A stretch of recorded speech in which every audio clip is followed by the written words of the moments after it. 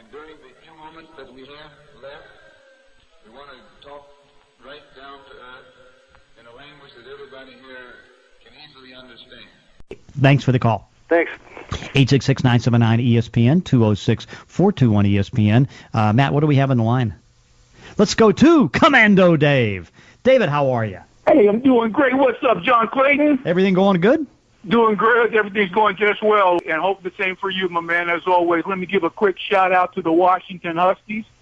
Pound the Sun Devils into the rain-drenched turf of Husky Stadium tonight. And moving to the Seahawks, John Clayton. And in the most exciting Seahawks game ever, Percy Harvin made the most thrilling play for the Seattle Seahawks by taking the second-half kickoff to the house and putting the nail gun in the coffin of the Denver Broncos. And you know Brandon Marshall's story, John Clayton, and how he turned it around. And if Percy Harvin is, in fact, dealing with personality issues and anger management problems, he doesn't deserve anyone's scorn for the way it has played out, especially Seahawks fans, on the thrill he gave us in that one play alone. Agreed. Oh, I mean, you can't say that this team is better without him because of his talent. Right. His talent is immense, but also too, because you've played. I mean, if you have something in the locker room that's going to be causing you more problems, then you have to get rid of him. I understand that part. Yep. And I understand that also that Halloween is next week, but I doubt I'll see anything as chilling as what some so-called fans have written and said about Percy Harvin. Percy Harvin didn't do anything to you. But that's what you get when fickle, fresh-brewed Faker fans crash the Seahawks Super Bowl party. On a lighter note, John Clayton, I'm glad you did a 360. That's black folks lingo from the 70s, meaning complete turnaround for the white guys listening, and you know who you are, who never sound black enough when saying 180. But when the 13-year-old lad said he wanted to get into broadcasting and asked you how you got into it, you started heading down the road of broadcasting, and I started thinking, hey, wait a minute, John Clayton, damn it, before Inside the Huddle, before the NFL Insiders, before live breaking news on SportsCenter that isn't really live, you were a young football writer, and then you did 360, John Clayton. Yeah, well, I mean, I'm still a football writer. Remember, I write for ESPN.com. My title is still senior writer. That's what I mean. No, you took him back to the writing part of it.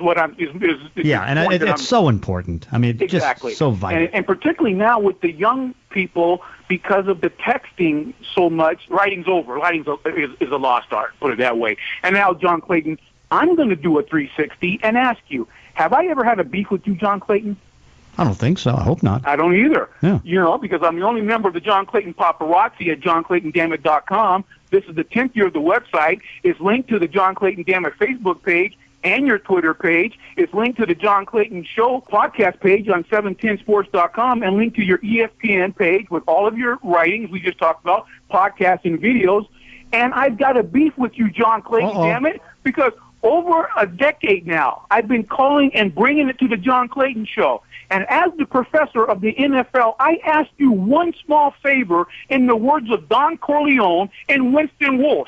I want you to use all your powers and all your skills, so pretty please, with sugar on top, denounce the Madden curse before Richard Sherman gets on the cover. Fast forward to Week 8, Seahawks are 3-3. There's no other plausible explanation for getting punked in St. Louis again. There's no reason there's a black elephant in the room. There's no other way to account for the black eye the Seahawks have been wearing since the loss to the Cowboys. And what else could possibly be the cause of the Hawks 8 weeks into a championship defending season seemingly lost in the black hole of the NFL universe a day before the Hawks are going to play the Carolina Black Panthers? And then I hear you say the Seahawks just need to exercise the demons. John Clayton, damn it. I know. Well, hey, you got it. Whatever.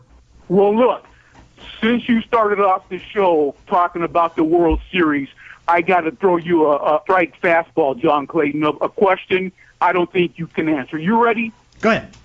Since you're on your way to Cincy for the Ravens bingo game, name the biggest and funkiest Cincinnati Bengals fan in Cincinnati. The funkiest Cincinnati fan. I give up. Who was it? And biggest. I'll give you a hint. Did you see George Clinton on the Rich Eisen podcast the other day? I didn't see it, no. Okay. Is he a Cincy guy? No, but that's a hint. Okay. Bootsy. Okay. Bootsy Collins. Bootsy. Bootsy's rubber band. I went to see him at Forbes. I mean, what was it at Forbes Field one time? The Bootsy rubber band. Hey, gotta run to a break. Go Seahawks. All right, Commando. Thanks. 866-979-ESPN. 206-421-ESPN. John Clayton Show. 710 ESPN Seattle.